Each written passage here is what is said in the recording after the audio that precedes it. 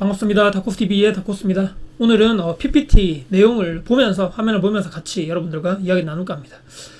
오늘 이 주제로 제가 얘기를 할까 말까 최근 며칠 사이 고민을 상당히 많이 했었는데요. 하기로 결정을 하고 빨리 내용을 한번 정리해봤습니다. 8월에 오늘 13일 금요일이고요. 관련돼서 제목을 이렇게 정해봤습니다. 벼랑 끝 주택임대사업자, 부동산 폭등의 주범인가 아니면 안정적으로 민간 임대를 공급하는 주택 공급자인가, 이렇게 벼랑 끝에 딱 있는데요. 제가 이 기사를 보고 이거 도저히 안 되겠다. 이거 너무 언론이라든지 정치인이라든지 정부 여당에서 너무 이건 너무 진실을 얘기하지 않는다. 어떤 내용이냐면 임대사업자 59.6%, 거의 60% 정도 되는 사람들이 주택을 한 채만 등록했다. 그리고 2주택자 이상은 40%. 이 어떤 내용이냐면, 여기 한번 내용을 한번 보시죠. 전체 사업자가 여기 있고 18년도, 19년도, 20년도 6월달 기준으로 해가지고 여기 퍼센트가 나오는데, 전체 사업자가 노란색 보시면 37만 명, 또 44만 명, 48만 명 이렇게 돼 있죠. 그다음에 여기 검은 글씨로 1주택 등록자가 58%, 59%, 59%. 어떤 얘기냐면 한 채 정도만 등록을 해서 내가 이것으로 전세를 공급하든 월세를 공급하든지 해서 내가 크게 관련돼가지고 이게 뭐 앞으로 세금적인 혜택이 있었죠. 예전에 등록했을 때 각각의 이런 뭐 등록할 수 있는 요건을 제가 상세하게 설명해 드리지는 않고요. 관련돼가지고 크게 보면 두 가지입니다. 양도세 관련돼서 뭐 조금 줄여보겠다. 내가 나중에 팔았을 때 관련된 세금을 좀 줄여보겠다. 그 다음에 종합부동산세 합산 배제죠. 그래서 양도세 중과 배제하고 종부세 합산 배제, 이 두 가지가 가장 큰 혜택이었기 때문에. 근데 관련돼가지고 뭐 주택 임대 사업자가 뭐 주택 폭등, 부동산 폭등의 원인이다 해가지고 이 사람들에게 주어지는 세금적인 혜택이 많다, 폐지해야 된다, 이 사람들 때문에 주택 가격이 올라간다 했었는데, 실제적으로 퍼센테이지를 보니까 60% 정도 되는 사람들이 한 채만 등록했다. 투기꾼이라든지 다주택자가 많이 없다는 얘기입니다. 2020년 작년도 7월 12일 대책에 임대사업자 관련돼서 세금적인 혜택 주던 것도 많이 폐지가 되었습니다. 여기 왼쪽에 보시면 주택 임대사업자 등록할 때 종부세 합산 배제하는 거, 그 다음에 재산세, 건강보험료, 이거 다 폐지가 되었죠. 그래서 이런 것들이 최근에 점점 이런 대책들이 나올 때마다 각 단계별로 임대사업자 예전에 등록했던 분들을 비해서는 많이 등록 관련돼서 세금적 혜택이 많이 폐지가 되었죠.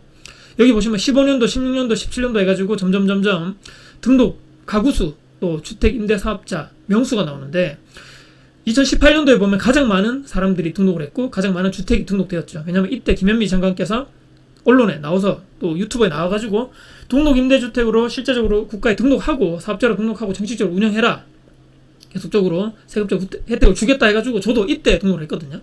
그래서 이러한 이유로 임대사업자 등록자 수가 18년도 임대사업자 급격하게 늘어났다가 19년도, 20년도 점점 가면서 세금적 혜택을 줄였죠. 그래서 많이 등록을 안 하는 거죠, 당연히. 그래서 파란색 글씨 보시면, 그럼에도 점점 주택 시장이 안정화되지 않자 2020년도 중반에는 노선을 바꿔 임대인들이 가지고 있는 주택을 공급으로 돌리기 위해서 임대사업자를 압박하면서 너희들이 지금 등록한 거 다시 다 내놔, 패턴에 폐지할 거니까 너희들 등록한 거 다시 다 시장에 내놔, 이렇게 돼 있죠. 그래서 정부와 임대사업자 간의 갈등이 시작되었다. 여기 보시면 중요한 게 나오는데, 임대사업자 임대료 상승을 5% 이내 제한으로 했었죠.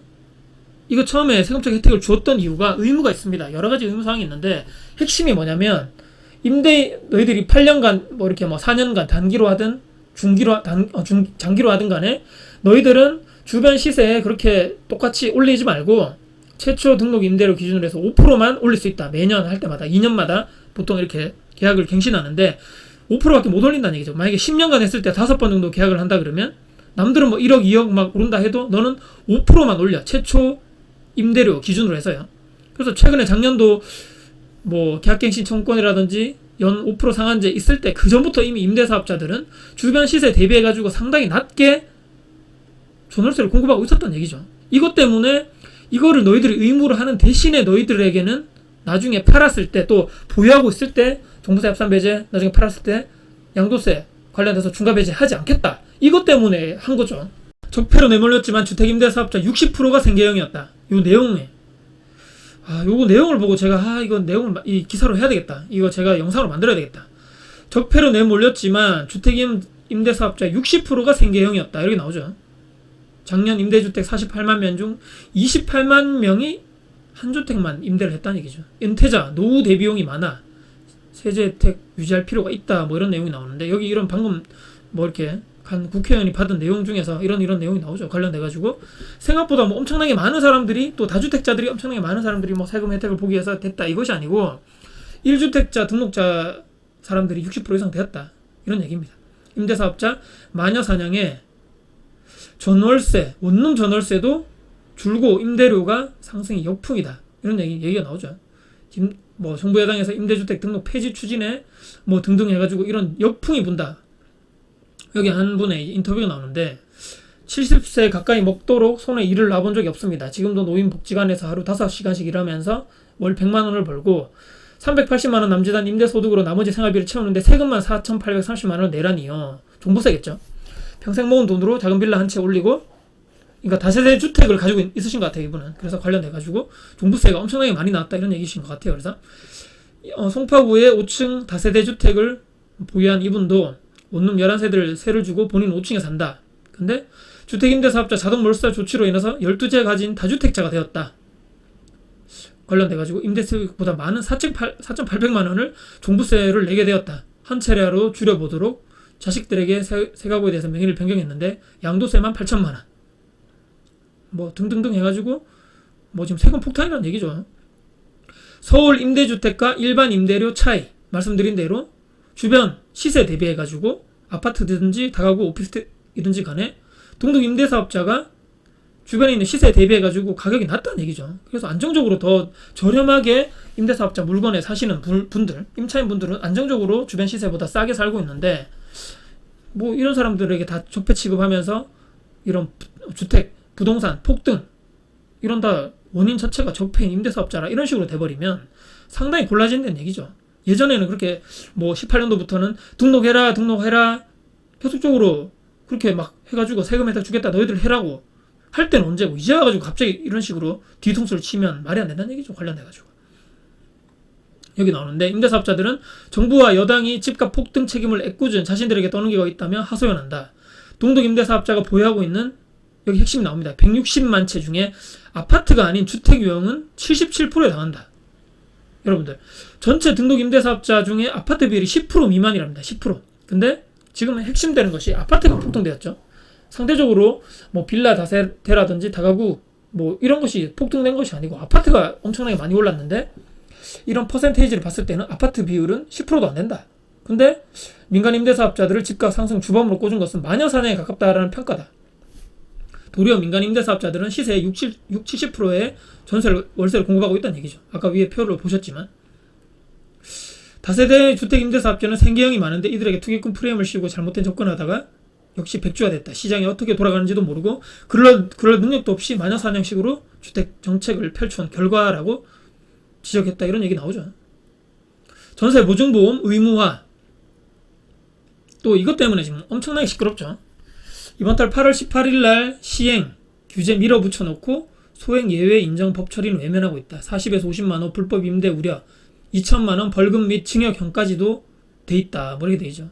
무슨 얘기냐면 뭐 너무 설명하려면 너무나 뭐 길어지고요. 이 임대사업 그러니까 내가 지금 지자체에도 등록하고 세무사에도 등록하신 주택 임대사업자 분들이 있죠. 이분들은 이제 보증보험을 가입해야 된다. 이것이 작년 8월 달에 일단은 1년간 유예를 뒀었는데 이제 실제적으로 기존에 있는 임대사업자 분들도 올해 2021년도 8월 18일 이후부터 계약하는 거에 대해서는 보증보험 가입해야 된다는 얘기죠. 임대사업자 대거 범죄자 만드나 이런 얘기 나오는데 18일부터 임대사업자들은 전세 보증보험에 의무적으로 가입해야 된다. 정부가 지난해 7월 10일 부동산 대책 발표하면서 임차인 보호를 위해서 임사자들이 받은 임대보증금에 대한 보증보험 가입을 의무화한 데 따른 것이다. 근데 이런 얘기가 나오죠. 다만 5천만 원 이하 소액 보증금에 대해서는 예외를 둔다. 이렇게 돼 있는데 이게 아직 법적으로 뭐 통과된 게 아닙니다. 이 때문에 이 더불어민주당의 조웅천 이분이 민간임대주택 관한 특별법 개정안을 대표 발의했는데 그러니까 너무 소액 보증금에 대해서는 예외하자 했었지만 법 처리가 지연되고 있다. 18일 전까지 법이 통과돼야 되는데 법사위에 묶여가지고 지연되고 있다. 근데 이거 될지 안 될지 모르겠는데 안 될 확률이 높다는 얘기죠. 나오죠. 자, 이게 어떤 얘기냐면 임대사업자 그 보증보험 가입 조건을 강화한 것도 뒤늦게 문제가 되고 있다.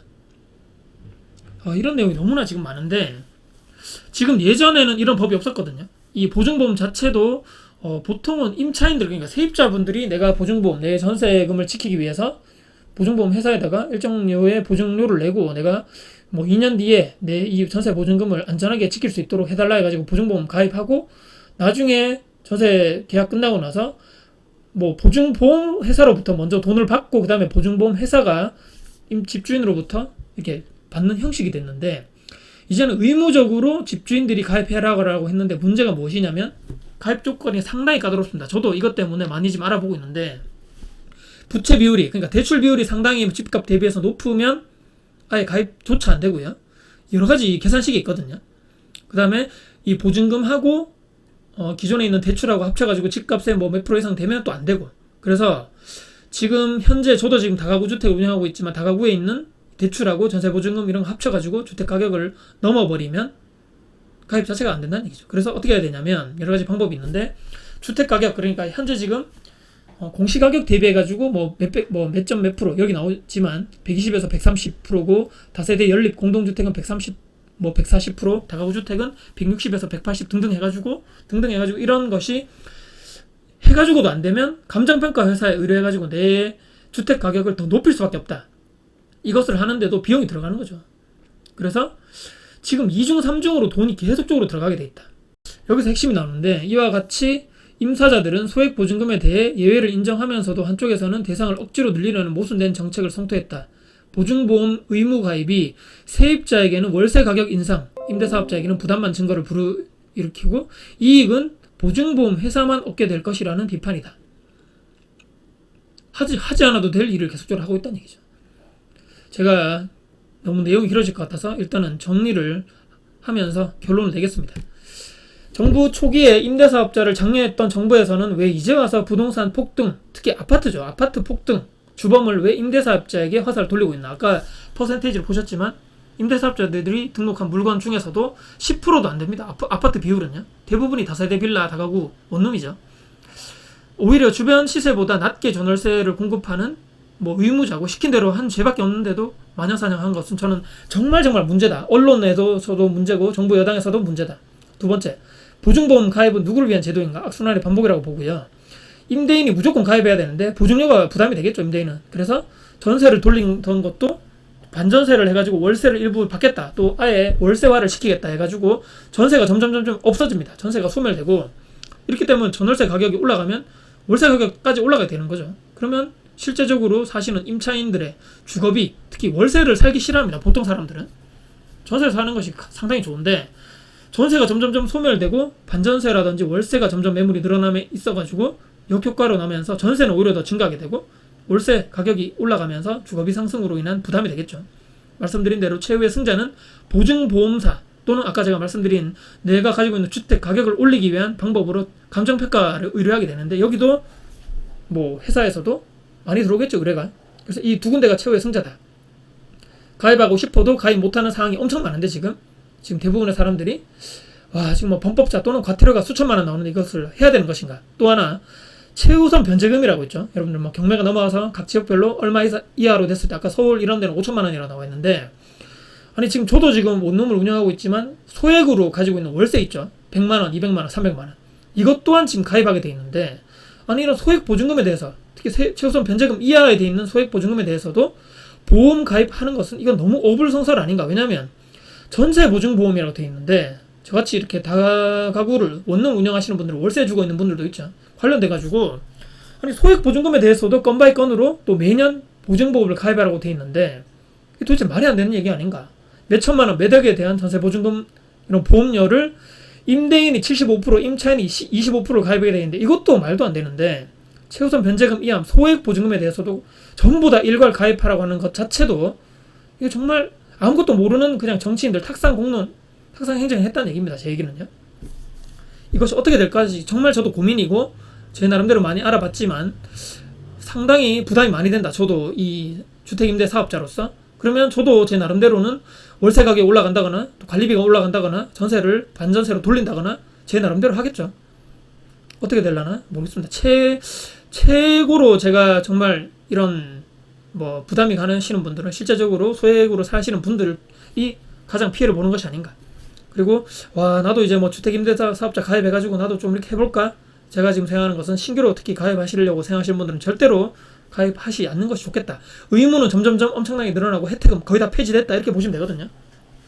내가 지금 주택임대사업자 관련돼가지고 내가 한번 가입해가지고 뭐 이렇게 세금적 혜택을 한번 볼까라고 했었는데 스스로 한번 물어보십시오. 내가 주택임대사업자 관련돼가지고 세금 혜택을 제대로 알고 있는가? 모르면 절대로 가입하지 않는 것을 저는 추천드립니다. 오늘 제가 말씀드린 주택임대사업자 벼랑 끝에 있는데 과연 이들이 정말 특히 주택가격, 특히 그 중에서도 아파트 가격 폭등의 주범이 맞는가? 아니면 주변 시세 대비해가지고 정말 싸게 저렴하게 8년간 또 10년간 안정적으로 전월세를 공급하는 민간임대주택 사업자인가? 어떤 사람인 것 같습니까, 여러분들은? 저는 정부에서 시킨 대로, 정부에서 하라는 의무대로 과태료를 이렇게 맞지 않기 위해서 계속적으로 기일을 지키면서 또 연호프로 지키면서 10년간 저는 주변 시세 대비해가지고 싸게 전월세를 공급하는 그런 임대사업자로 생각하는데 참 이것을 통해서 너무 또 언론 또 여러 분들 잘 모르시는 분들의 이런 또 생각 또 정부 여당에서 호도하는 이런 또 편가르기식 이것 때문에 너무 마녀사냥을 통해 가지고 너무 안 좋게 보는 것이 아닌가. 너무 안타깝다.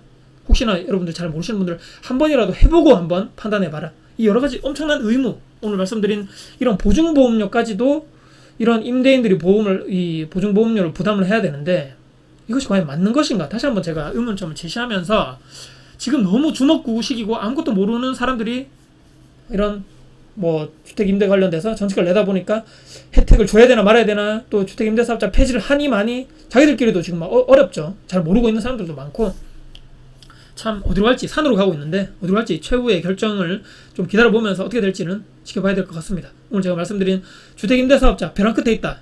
오늘 제가 준비한 내용을 여기까지 하겠습니다. 긴 시간 시청해주셔서 감사드립니다. 여러분들께 항상 더 도움 드릴 수 있는 내용 가지고 다시 한번 찾아뵙겠습니다. 지금까지 다코스TV의 다코스였습니다. 여러분들 구독, 좋아요 여러분들 주변 영상 또 여러분들께 도움 되셨다면요 구독, 좋아요 영상 공유 부탁드리겠습니다. 마치겠습니다. 감사합니다.